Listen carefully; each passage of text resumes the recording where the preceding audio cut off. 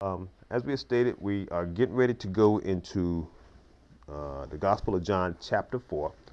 And like I said last week, we looked at Jesus and his interaction with Nicodemus. And this week, we're going to look at Jesus and his interaction with the woman at the well. Comparisons right off the bat. Nicodemus was noble, upstanding, Pharisee, great credentials, had great prestige and reputation in the community. The woman at the well didn't have all that. All right, and Jesus is going to point out a couple things about her. All right, one of the things he's going to say when he tells her to go get her husband, and she's going to say, "I have no husband," and Jesus is going to say, "You said right." And even the one, because you have had 5 husbands, and the one that you with now is not your husband. So look at the 2 reputations that we're dealing with here. Plus, this Nicodemus was a Jew. This woman is a what? Samaritan. And so therein is a problem because Jesus recognizes, and so did this woman. She says, we don't have dealings. And so that's just the backdrop. Let's go ahead and get into it. And let's see what's going on when we compare these 2 and see what lessons are learned from that. All right?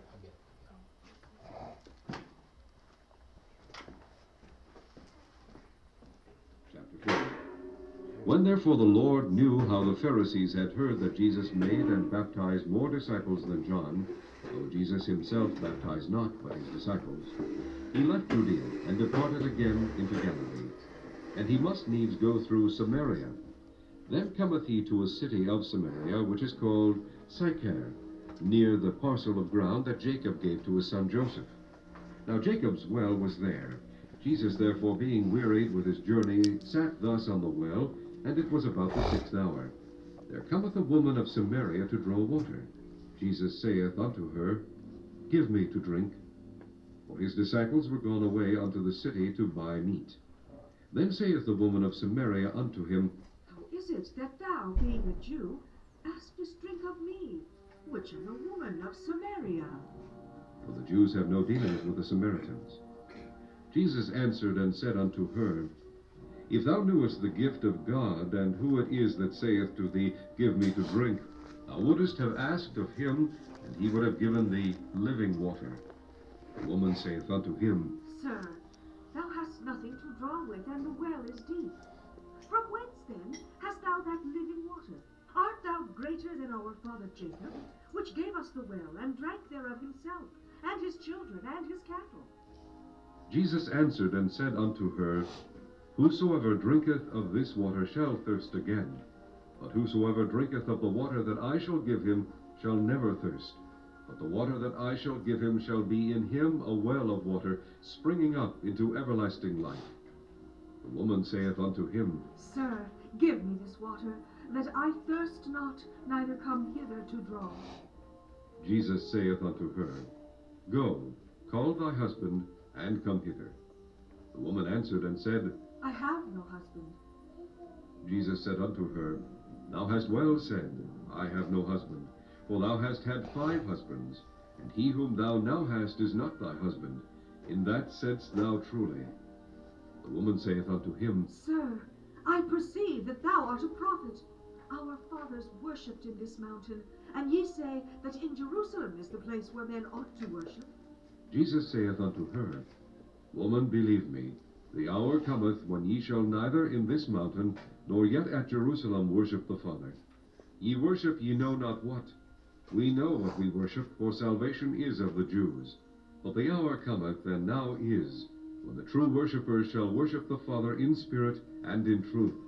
For the Father seeketh such to worship him. God is a spirit, and they that worship him must worship him in spirit and in truth. The woman saith unto him, I know that Messiah cometh, which is called Christ. When he is come, he will tell us all things.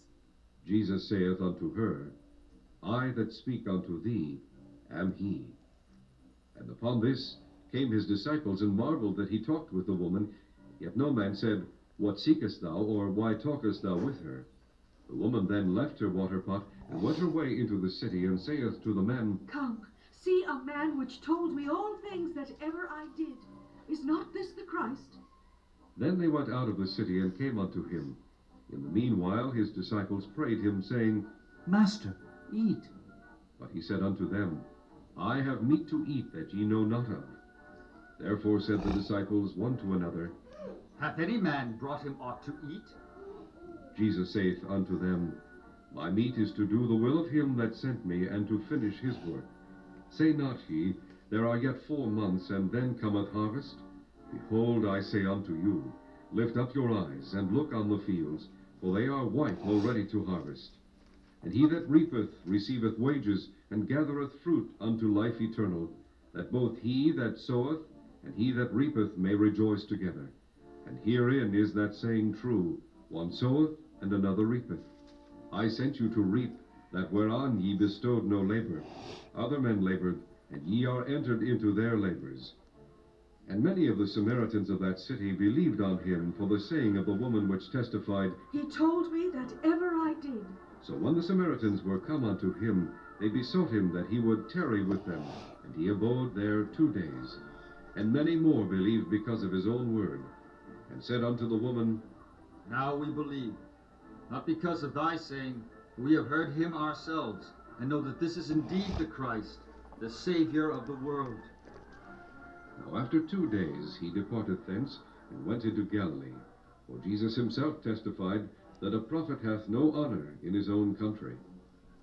Then, when he was come into Galilee, the Galileans received him, having seen all the things that he did at Jerusalem at the feast, for they also went unto the feast.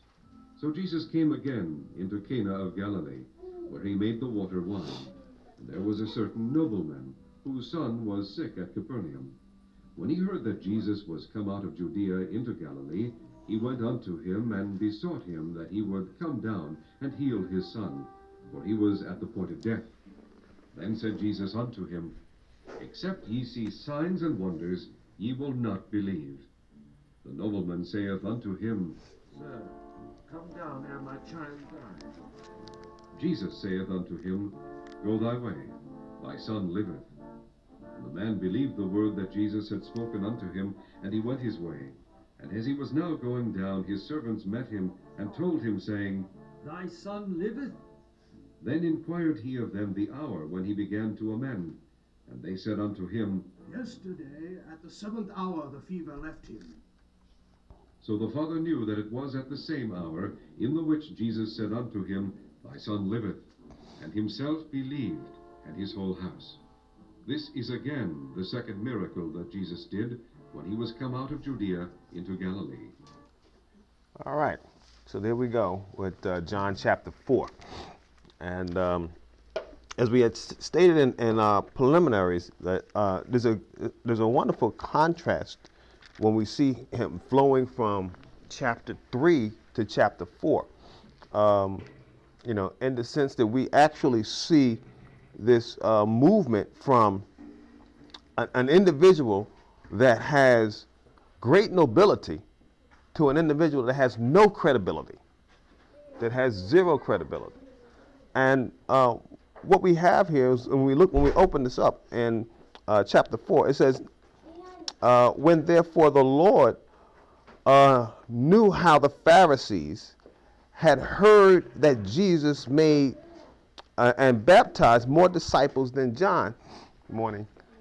All right, you see the connection that we're making between chapters 3 and 4, because the last thing that stopped in chapter 3 was that there was this commotion amongst the Pharisees that Jesus is getting a little bit more popular than even this guy John.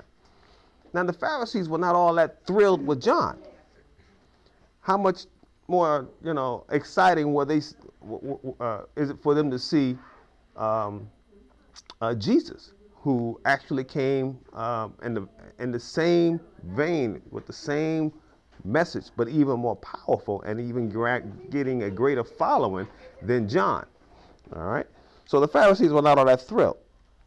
But then when we move along in verse 2, it says, though Jesus himself baptized not, but his what? Disciples.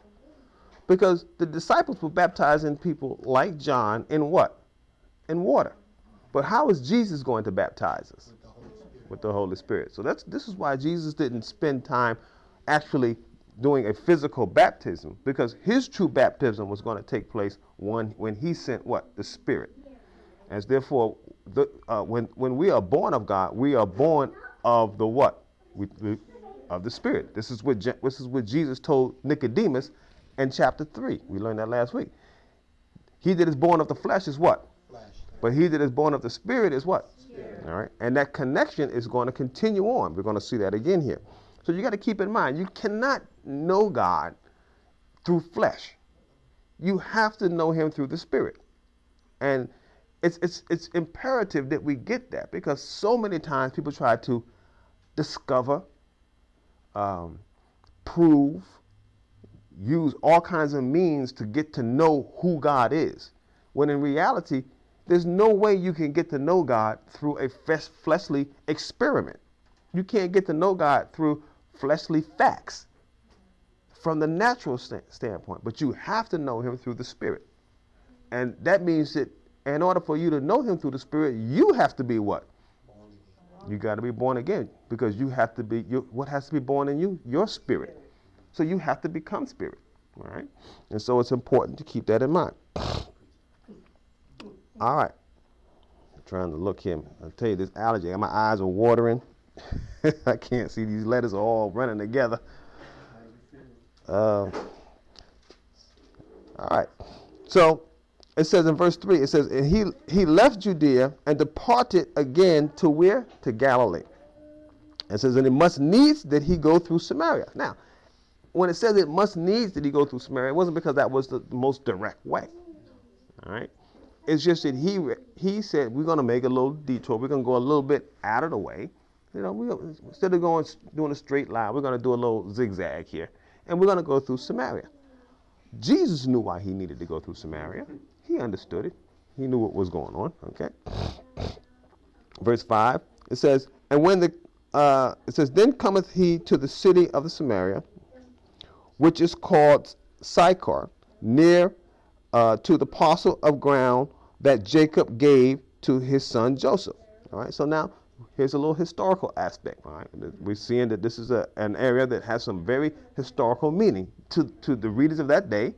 To the people of that day. And, you can actually kind of see that they recognize this is a very important place. Verse 6, now Jacob's well was there.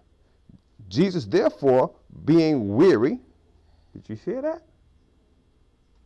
Don't let that bypass you.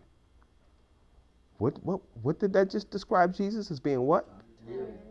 Weary, tired. He was God, but he also was what? He was man. He was flesh. He came down as a human being. And guess what? He got tired. All right?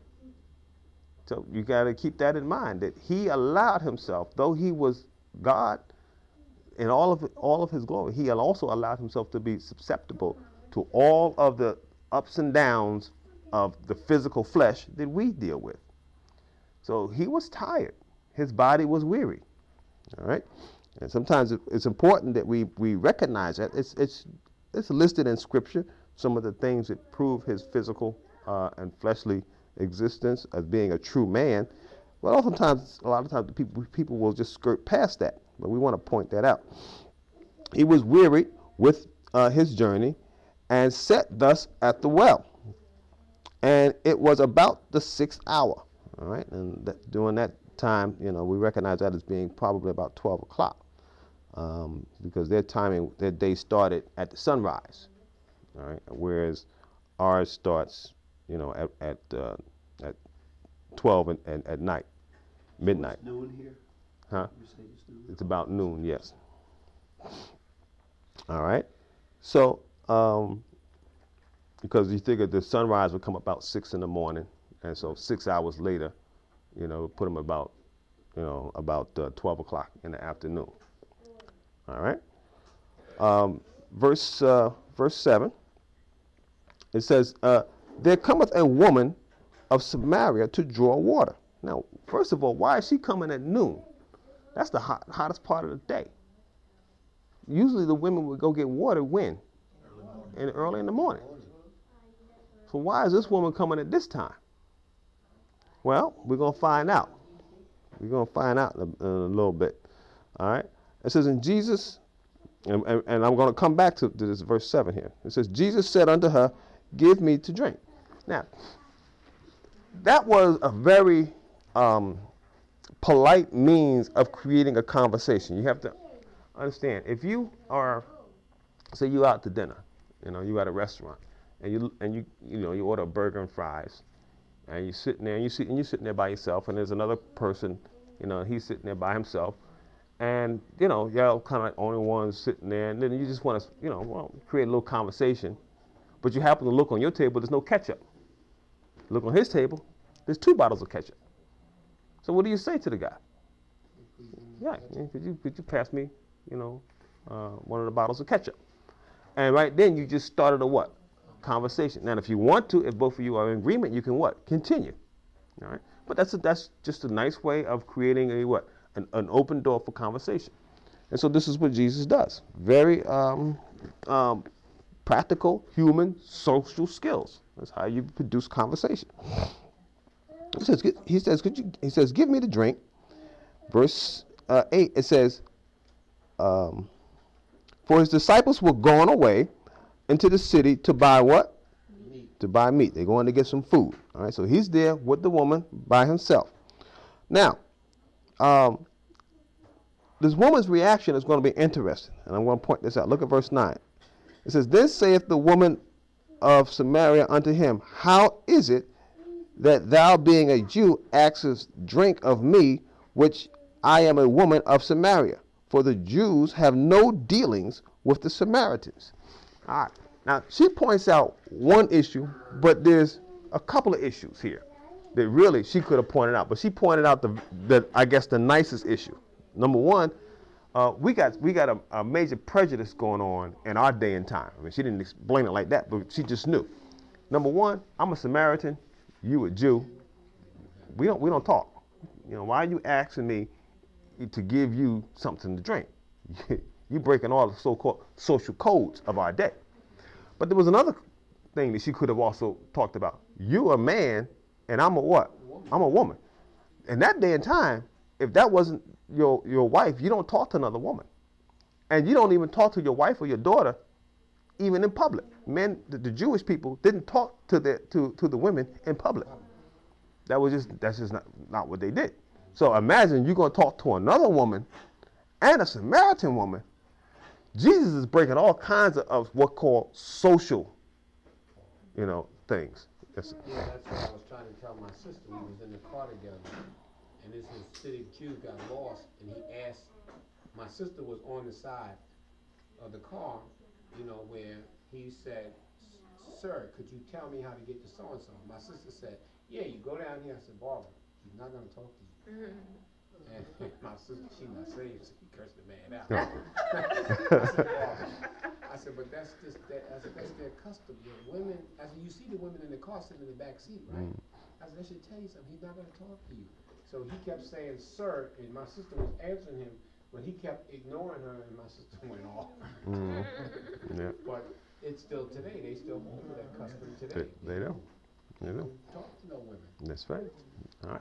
So now we done discovered 2 things. All right. Number one, they of different groups which don't get along. Number 2, in that day, there was a social understanding that men and women don't talk in public. All right. But then there was another thing too. All right. We're going to point that out in a minute. All right. All right, so keep that in mind. We got one more thing we got to bring up. So look at verse 10. And Jesus answered and said unto her, if thou knewest. Boy, imagine if we knew some of the things we don't know. Don't think of this woman as being ignorant. How much would our life change if we knew? Let's just back up. If you knew what you know now, when you were in the 6th grade, if you knew If you had the maturity and the wisdom that you have now, if you had it when you were in the 6th grade, do you think your life would be a little different right now? I think we all could say yes. And we try to tell our kids that, right? We try to impart that. But guess what? We have the wisdom and the advantage of remembering when we were what? Kids. Kids don't have the advantage of remembering when they were old because they haven't gotten there. So we got a dual perspective. They have a singular perspective. And therefore, that's why we scratch our head, we beat our head against the wall, because we can't get it through to them because they don't get it. They don't know. If they knew, boy, they would be different. Things would be different. And Jesus is telling this woman, if you knew who you were talking to, you would not just be talking about how come you talking to me? You would, well, let me read what he says. Look what he says. He says, if thou knewest the gift of God, and who it is that saith unto thee, give me drink, thou would have asked of him, and he would have given thee living water. All right? All kinds of blessings standing right next to this woman. All kinds of opportunities. Opportunities are around us all the time. Our problem is that most opportunities to each of us are invisible. We don't see them. Not only spiritual opportunities, natural opportunities. We miss them. Not because they're not there. It's because we just don't recognize them when they come by. And every now and then we do get a glimpse of them. But look at verse 11. And the woman said unto him, Sir, thou hast nothing to draw with, and the well is deep. Let me stop there for a second. She still don't get it, does she? Because she's thinking this well and some kind of living water down in the, if there's living water, it's not any water I've pulled up, so it must be further down in the, she's trying to rationalize it like a lot of people do today. They're trying to rationalize what God can do. Well, how can he separate water? Well, let's see, it must have been a wind that came through and, and the low tide and that's how Moses was able to walk through and the people were able to walk through the Red Sea. They're trying to find a natural explanation for a miracle or an act of God when there is no natural explanation that needs to be done. If God says it, it's going to happen. If God tells you to stand still, guess what you're going to do? You're going to stand still. All right? If God tells you to come here, you're going to walk. You're going to get there. All right? There's no, and I can't explain it, and you can't put it in a test tube, and you can't examine it, nor can you break it down into common elements to figure out how it happens. That's just God. That's the Spirit. That's the power of the Lord. But the woman is trying to understand it from a what? Natural standpoint. But once again, that which is flesh is what? But Jesus is talking about spirit. All right? So, very similar conversation is going on that what Jesus had in the last chapter with Nicodemus. All right? It says, from whence then hast thou this living water? Look at verse 12. Art thou greater than our father Jacob, which gave us the well? Oh, boy. Now, who do you think you are? She's kind of going down that way. Or you some kind of, you think you're a little bit better than Jacob? All right, which gave us his well, and drank thereof himself and his children and his cattle. Verse 13. Jesus answered and said unto her, whosoever drinketh of this water shall what? Thirst again. Now, what he's saying is this water will quench your thirst, but you will what? Eventually, you'll be thirsty again. Jesus is saying that's how the natural, I can just graduate. Life is going, if I get out of high school, man, you remember that? How wonderful life's going to be. All right? And you remember that, right? Well, did that make life just wonderful? Only go back to high school. All right. I mean, how many times can we, Lord, if I could just get that car, I'm going to be, you got the car. do you wake up every day just be, oh, I'm so excited, you look at that car, you just jump up and down. In the beginning, you were like, you were just feeling all right. But what happened? It wore off, didn't it? And now you need something else to kind of get you pumped up from a physical standpoint, right? Boy, and we can go on and on and on. Boy, if I can get that job, you got the job. Now you're looking for another one, right? What happened? You no matter what you get in this realm, you're always going to need something. You're going to continue to thirst for something else. There is nothing on this earthly realm from a physical standpoint that will totally quench your thirst. You will always need more. All right. So, look at what Jesus says. All right. Whosoever drinketh of the water of this well shall thirst again. Verse 14. Yeah. Would you say that, because God knows this, that he understands that he doesn't look down or, Oh, yes. be upset at us for that, everlasting desire to have more? No, he definitely understands. He knows our makeup. He knows that our makeup is off, and we're in this physical realm. So there's nothing wrong with wanting a car, and then when you get the car, and after the car gets old, wanting a new one. There's nothing wrong with that. There's no sin in that. There's nothing wrong with, once you get a job, and God gave you the job, and you prayed for the job. And you are glad that you have the job, but now you want a what? You want a different one. You want a better one. You want to make a little bit more money, or you want the job to be closer to home, or whatever the situation it may be. There's no sin in that. There's no wrong with that. But recognizing that those things that God give you are what? Temporary.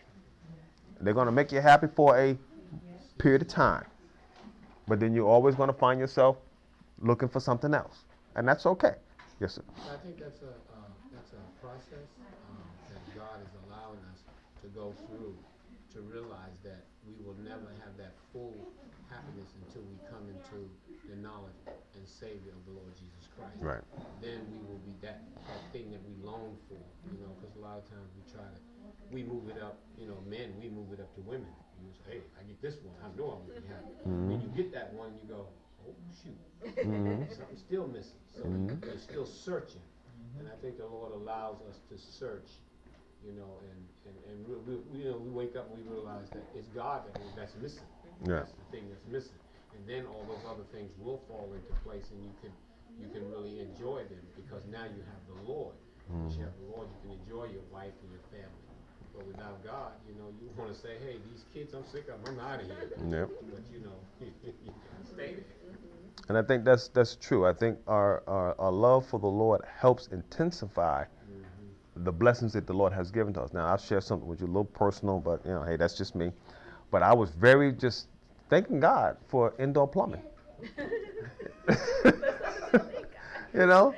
I mean, because you think about it, sometimes when you watch these various documentaries about different situations around the world, you realize stuff that we just take for granted. I don't have to take the chamber part out and dump it. And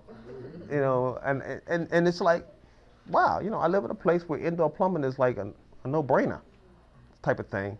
And yet, in reality, most of the people that have ever lived on this planet, in the history of this planet, did not have it. It's really just a very recent phenomenon. Having a car that can get you going somewhere at 30 to 60 miles an hour is a very recent phenomenon. The internet, communication like this, is very recent. And so when we think about all the different blessings that God has allowed us to have, I think once you become aware of how the Lord has allowed you to be in certain situations, it does help you to kind of say, all right, I know it's not totally satisfying, and it ain't making me the happiest person in the world, but I do thank God for it. I do thank the Lord for this. I thank God for to be able to do this, or to go here, or to be this. And that's an important thing. All right? Now, verse 14, it says, but whosoever drinketh of the water that I shall give him shall what? Never thirst. But the water that I shall give him shall be in him a well of what? Living, springing up into what? Everlasting So what Jesus is saying, when you get a taste of me, you're going to have everlasting life. It's as simple as that. You're not going to need anything else to produce that.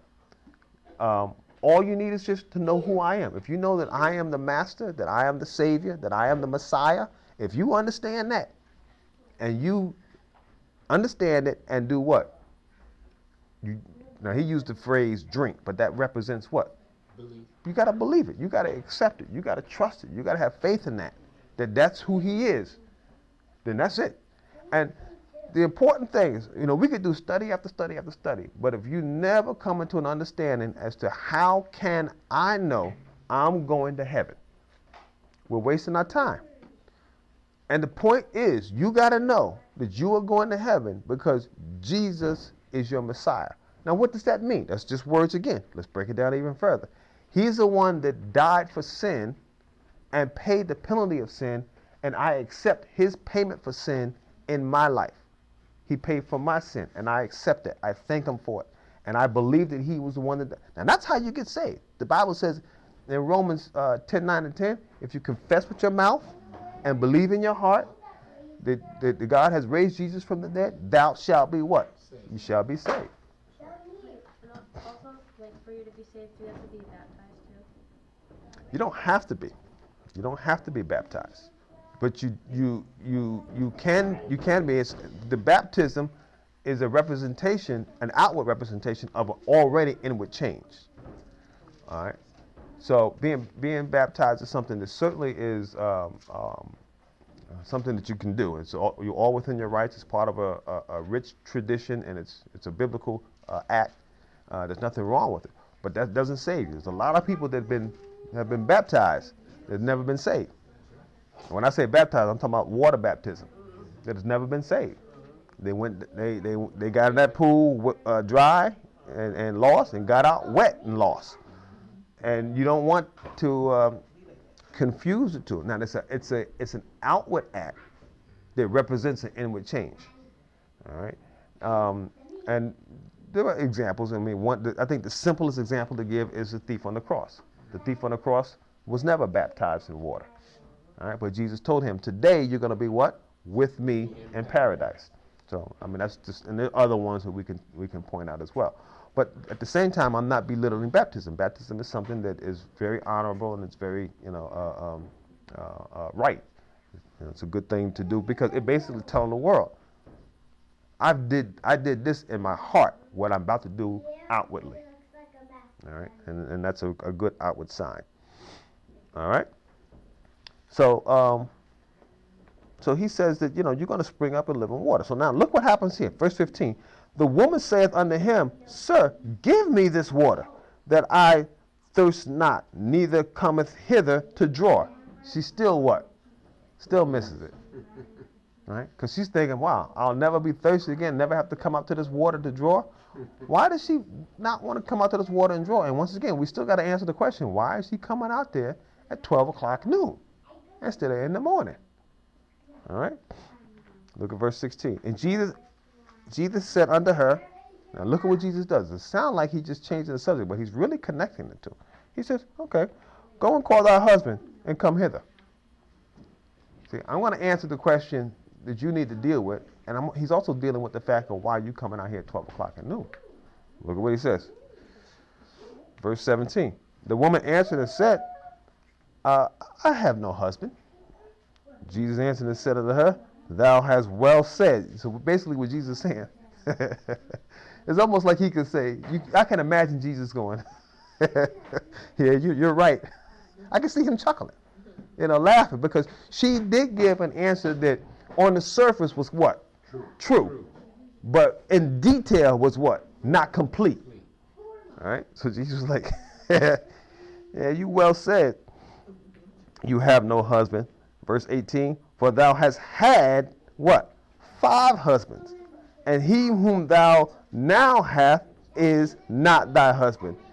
And that you have said truly.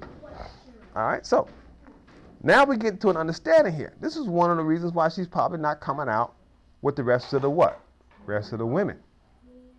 Because she's not really popular with the women in the community because she's been too popular with the who? With the men. All right? And so that's a problem. So she decided, I'd rather come out in the heat of the day than at 12 o'clock at noon rather than to come out in the heat with the other women during the day. She didn't want to have to deal with that. So she said, I'll come out there by myself. I ain't got to worry about sweating and being hot and tired. I just don't want to have to deal with all this, the talk and the ridicules and so forth and so on. So, but now, here's another thing. Wait a minute. Jesus is talking to a Samaritan who's a woman, but not just any kind of woman. Now, wait a minute, Jesus. Why you got to talk to this woman like that? But notice this. Watch how this works out. This is very interesting. All right, verse 19. And the woman said unto him, Sir, I perceive, now she's beginning it's beginning to get a little clearer. I perceive thou art a prophet. Now, the minute she understands that Jesus is a prophet, now she didn't say Messiah. She said what? Prophet. He's a godly man. The minute she does that, what happens? She starts throwing up them godly questions. Sometimes you ever notice that sometimes the minute you tell somebody that you love the Lord or you say it, they start asking you a question that's been in the back of their mind. Yeah, let me ask you a question. Is there such thing as hell? Yes. Yeah, let me ask you a question. Can God make a rock so heavy he can't lift? You know, little crazy questions. You know, those little questions that like that's not a, you know, and you're like, all right, okay, you going way off base here. And this is what this woman is doing. She's going to one of those questions that go along with conversation of the day that the Samaritans have about the Jews. Remember, she's a what? She's a Samaritan. So look at what she says. Verse 19. And the woman said unto her, Sir, I perceive that thou art a prophet. Verse 20. Our fathers worship in this mountain, and ye say that in Jerusalem is the place where men ought to worship. So now here's the issue. The Samaritans worship at one place, and the Jews are worshiping in Jerusalem. And there's a debate as to whether, you know, one place is superior than the other. Look at verse 21. And Jesus said unto her, Woman, believe me, the hour cometh when ye shall neither worship on this mountain nor at Jerusalem. All right. What does that mean? All right, let's keep reading. Nor at Jerusalem worship the Father. Verse 22. Ye worship, ye know not what. In other words, he's saying you don't know what you're worshiping. You don't understand. Your wisdom or your spiritual knowledge is what? Ignorance. You don't understand it. You don't get it. You don't know what you're worshiping. All right. Well, 22. Ye worship, ye know not what. We worship what we know what we worship, for salvation is what? Of the who? Jews. Of the Jews. In other words, the definition or the outline for salvation was given to the Jews. The Jewish people are the what? They are the chosen people. All right? So first thing Jesus does is he doesn't say, well, it don't matter really. He says, no. The outline was given to the Jewish people. They were given the plan of salvation. And Jesus is going to come to do what? To fulfill it. He's the one that's going to come to fulfill it. But he's also pointing out something. He says the time will come when it don't matter where you worship. But let's keep on looking because we're going to see something here. Because he said the time will come. But we want to define that a little bit better. Look at verse 23. He says, but the hour cometh. Sounds like just like what he said before in verse 21. The hour cometh. He says, but the hour cometh, and now what is? When the true worshipers shall worship the Father in what? In spirit and in what? Truth. For the Father seeketh such to worship him. All right, there it is. The time is coming and now is. So what he's saying is that it's coming because, the reason why he uses the word it's coming, because it has not been truly outlined to people. But in reality, because the Messiah has already been born, people can begin to worship him right now. And it don't matter where. As long as they know he's the Messiah and begin to worship him, it don't matter where he is. And we're going to see that in a minute here, that distance means nothing now. Place means nothing. We're going to see that in a minute. Another story that seems to be just another story, but it's very connected. They all have the same message there. But what he's saying is the time is going to come, and now is, and that's true, because it doesn't matter where we are. One of the biggest misconceptions, if you were to go into a dictionary and look up the word church, more than likely the first word, the first definition will be something that describes a building. Right. But that has never been the definition of the church according to the Bible. The definition of the church is what? It's who? It's you. It's the people. You are the ecclesia. You are the called out one. That's what the word church means. You are the ones in whom the Spirit of God dwells. So, if you are the church, where can you worship God? Anywhere you are, because you are the church. If you are there, you can worship him. You can magnify him. You can lift him up. You can thank him, because you are the vessel of honor. All right? And we have to remember that. And yet he also says that the Lord desires that. He wants that. He wants you to just recognize that the things he's provided and the things that he's doing, and even the things sometimes that you don't understand, you still glorify him and thank him for that. And you're looking to the Lord for all of your continued blessings, because he is the sustainer. Verse 24, look at it again. Here we go again. God is a what? Spirit. They that worship him must what? Worship him in what? All right. God is a spirit. Now, we could say that God is from the dimension of spirit, and you can't worship him from the dimension of flesh. Now, the reason why I throw that word in there sometimes is we think of spirit as like, something ghostly or whatever. The spirit is a realm of reality that is greater than our realm of reality. What's greater to you from your, I won't say from your perspective, just what's greater to you? You talking and reacting and moving now versus you talking and reacting in a dream. What's more real? Acting now. The reality of it is that our acting now is still a shadowland or a dreamland in comparison to what the spirit is. And the reality is we can't make this more real than what our spiritual aspect is. Because we are spirit and will always be spirit as long as we become what? Born again. And that will become a whole lot more real, and that's the only way I can describe it, than our natural existence. Mainly because when we get into eternity and we look back at the natural, you're going to realize that the natural was limited, just like dreams are limited. The natural was temporal, just like dreams are temporal.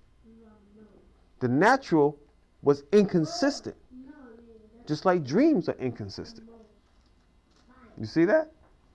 So that's why we have to allow ourselves to realize that there's a reality that's greater than our natural reality, which is why the Lord will tell us to do things that we don't seem to understand, because we don't see the evidence in our reality, because our reality is not consistent enough to truly show us all truth.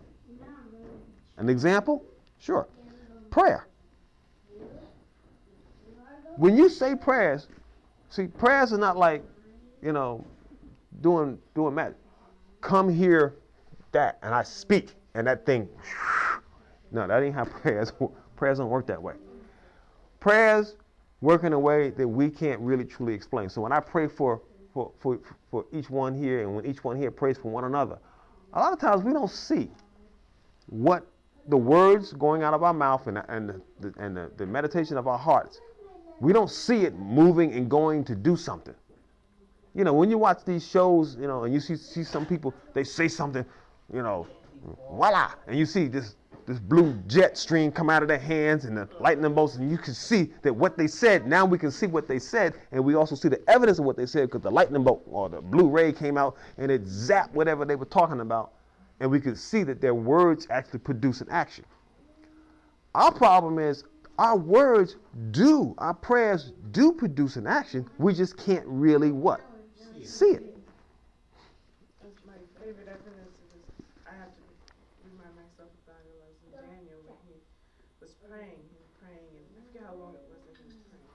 But then an angel came and said that his prayer was heard way back when. It's just that the answer to his prayer was fighting in the spiritual realm to get through, to break through. But it wasn't like, you know, even though it was delayed, you know, God still heard him and it was doing something, but then you just couldn't see it. Mm-hmm. I think it was like maybe 30 or 40 days. Yeah, I don't remember how long it was.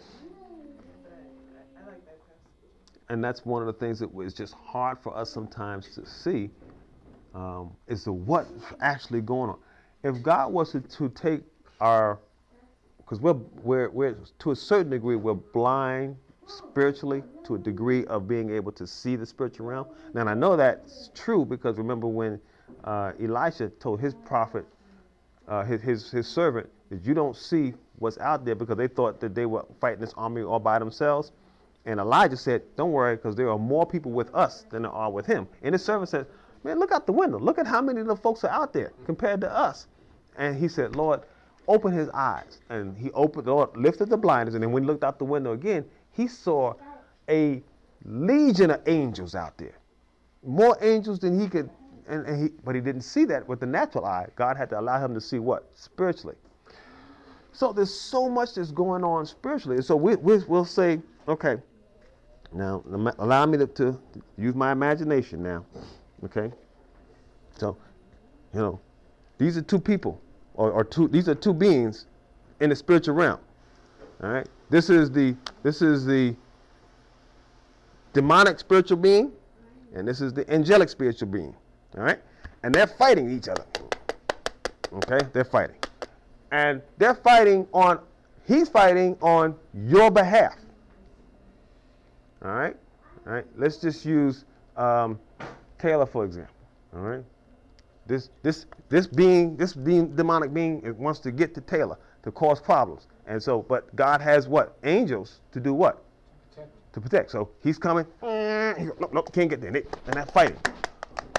And then somebody, all of a sudden, you just get this thing. You say, Lord, I don't know why, but Lord, just bless Taylor, strengthen her.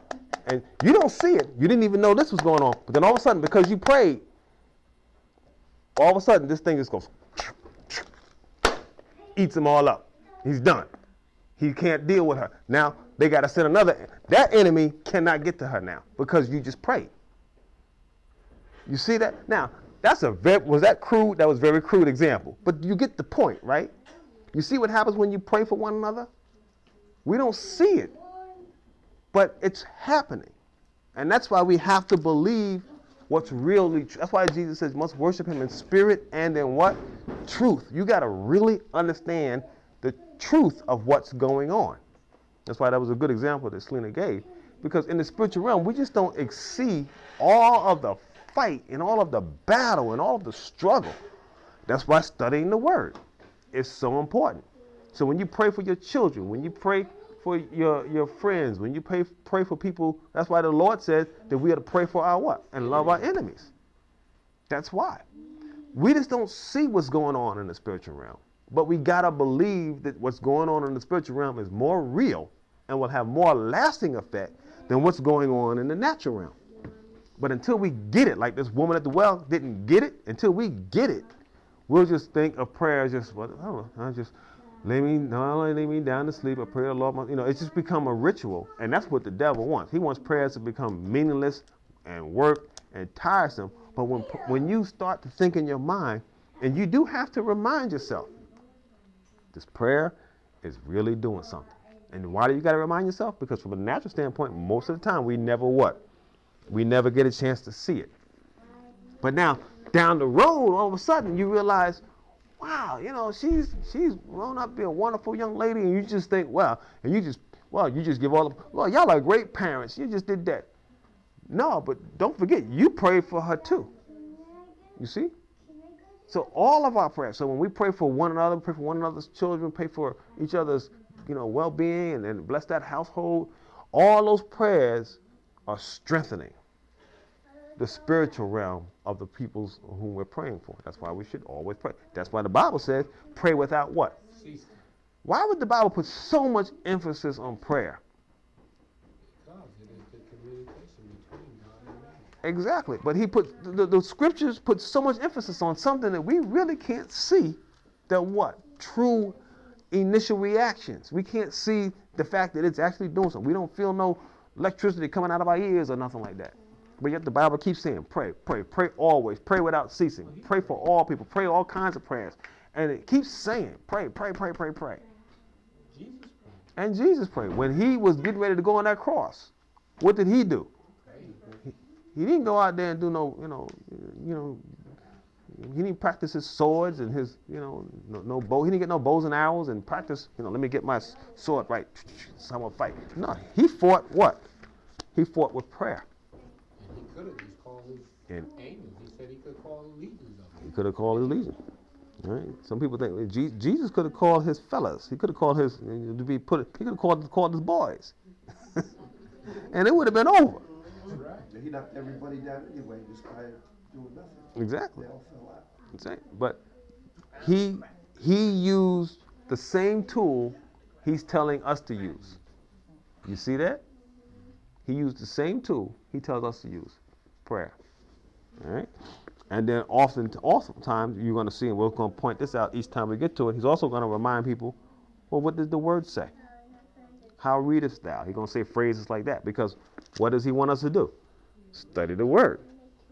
All right? Those are all our key aspects. All right. Let's take a look here. Where did we leave off at? Oh, yeah. Was it 25? Oh, yes. Okay. So, just reviewing 24, it says, God is a spirit. They that worship him must worship him in spirit and in truth. 25. The woman said unto him, I know that Messiah cometh. She's starting to make a connection here, which is called Christ. So she done heard a little bit about this. When he cometh, he shall tell us all things. So now what Jesus said had enough to be able to get her to start thinking about who? The Messiah, the Christ. But she still didn't get it 100%. So Jesus has to do what? Look at verse 26. And Jesus said unto her, I that speaketh unto thee am he. It says, verse 27 now, watch this. Look at this. All right?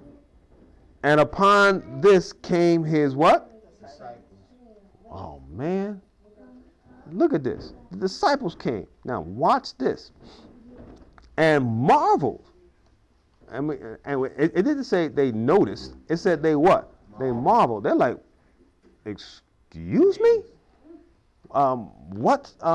Jesus? They're looking. They didn't say anything to him, but they're looking at him like, is this something we need to know? That's what they're looking at Jesus like, but why? We talked about it. Who is he talking to? A woman. Of who? Of Samaria. What kind of woman? Oh. And who's with them? They all by themselves. So the disciples are looking and they're marveling that he talked with this woman, yet no man said, why seekest thou? Or why talkest thou with the woman? They're looking, they're making all, but they didn't say anything. They're like, all right. The woman then left. What did the woman do? When the disciples got there, that's my cue.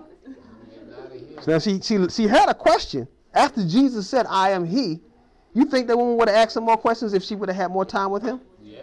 She certainly would have, yes, sir. Now, Christ must have recounted this conversation with them for John to have recorded this, right? Yes. So Christ went back and probably broke it down to them later. Yeah, I'm sure he did. Yeah, absolutely. But I think it's wonderful how the Bible captures the what? The initial reaction. Yeah.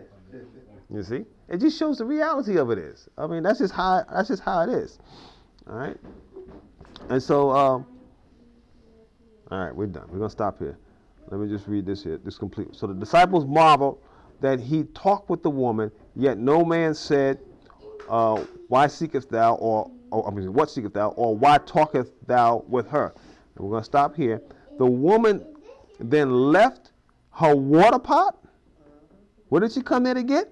Water. What did she leave? Did she leave with water? No. All right. She left her water pot and went her way into the city, and saith to the who?